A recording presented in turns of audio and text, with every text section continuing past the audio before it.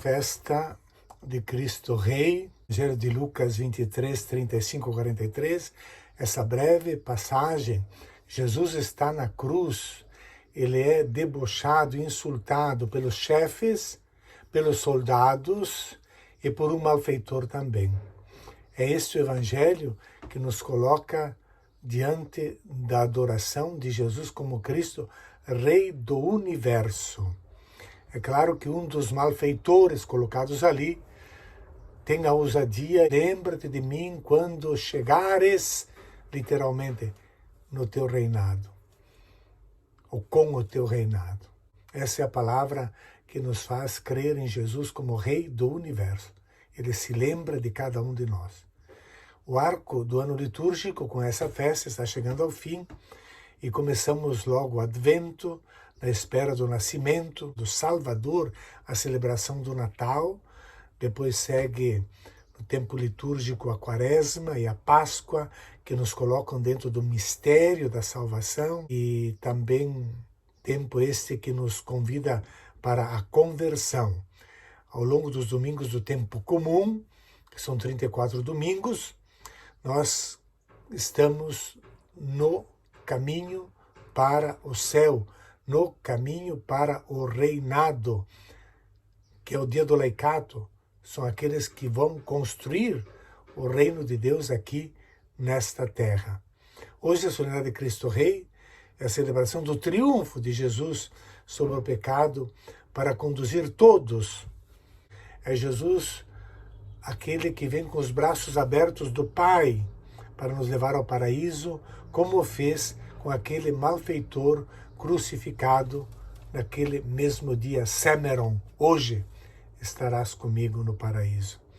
O Evangelho nos coloca então diante da cena da glória, isto é, da cruz, onde o amor alcança o seu ápice, o amor é plenamente revelado, o amor é plenamente manifestado e a liberdade humana ela é atingida na sua culminância com a morte na cruz, porque é uma morte assumida livremente para a vida dos outros. A vitória do amor é porque é uma vitória sobre as tentações do ser humano que Jesus enfrentou. Porque se nós olharmos a narração das tentações, logo no início do Evangelho, no capítulo 4 do Evangelho de Lucas, e lá se concluía com essas palavras: e o diabo se afastou dele, de Jesus, para voltar no tempo oportuno. E o tempo oportuno é o tempo onde a pessoa se encontra na sua maior fraqueza, porque ali é que o demônio toma conta. É justamente Jesus crucificado, agonizante na cruz, é o momento da maior fraqueza. E é o momento também das tentações fortes voltarem a Jesus, de força e de poder. São as que nos acompanham a vida toda. Em Lucas, nesse texto de hoje, 23, 35 a 43, encontramos Jesus, cuja única missão foi trazer a vida, salvar as pessoas que havia pronunciado as palavras dirigidas ao Pai, uma oração de perdão. Pai, perdoa-lhes, porque não sabem o que estão fazendo. E o povo, a multidão, ficava aí olhando. O povo que seguia Jesus, as multidões que ficavam encantadas com a sua mensagem, agora são submissas às decisões dos grandes deste mundo. O povo não tem iniciativa, não tomam nenhuma iniciativa, ficam olhando. Os chefes, porém, zombavam dele. Sem um mínimo de humanidade, um pingo de compaixão. Afinal, Jesus, mesmo que fosse culpado de algum crime, era um ser humano que estava agonizando na cruz. Tortura terrível, horrível, que só um sub-humano é capaz de se gloriar de uma tortura. Mas eles, como hoje em dia ainda tem gente que pensa assim, zombavam de Jesus, sem um mínimo de humanidade.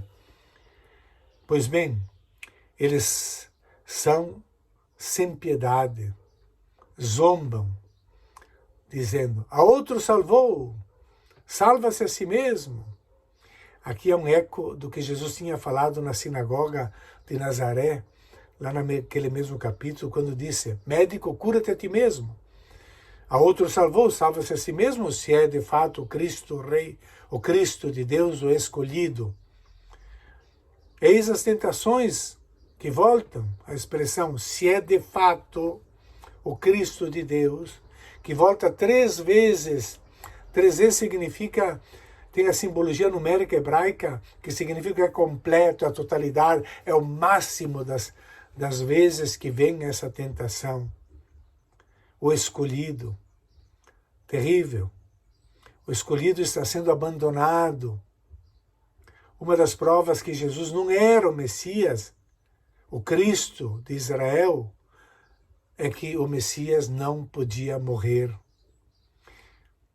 Então, os chefes, a multidão fica olhando, os soldados romanos também caçoavam dele, o insultam, zombam, com uma brincadeira de mau gosto, se aproximam para lhe oferecer vinagre.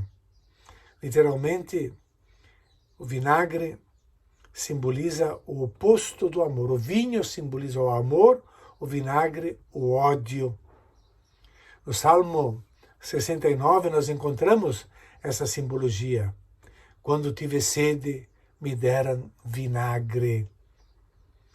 E diziam: se tu és o rei dos judeus, o refrão da tentação, se tu és o rei dos judeus, salva-te a ti mesmo. O evangelista comenta: acima dele havia um letreiro: este é o rei dos judeus. Eis o refrão da tentação: salva-te a ti mesmo. Mas Jesus veio salvar quem estava perdido. Não veio para salvar-se a si mesmo, e sim veio para salvar os outros. Rei dos judeus, que indica desprezo, deboche, uma expressão que vem acompanhada pelo evangelista, que coloca também na boca de um dos malfeitores, porque a cruz era um instrumento de tortura reservado ao lixo da sociedade, aos criminosos, aos piores, aos mais ferozes. Portanto, acabar na cruz significava ter feito horrores de crimes. Um dos malfeitores, porém, o outro criminoso, o repreende. Nem sequer temes a Deus, tu que sofres a mesma condenação? O outro criminoso teve humanidade, compaixão. Para nós é justo, ele diz, porque estamos recebendo o que merecemos, confessa o pecado. Mas ele não fez nada de mal. Eis que esse bandido, esse criminoso crucificado com Jesus, reconhece que Jesus é inocente.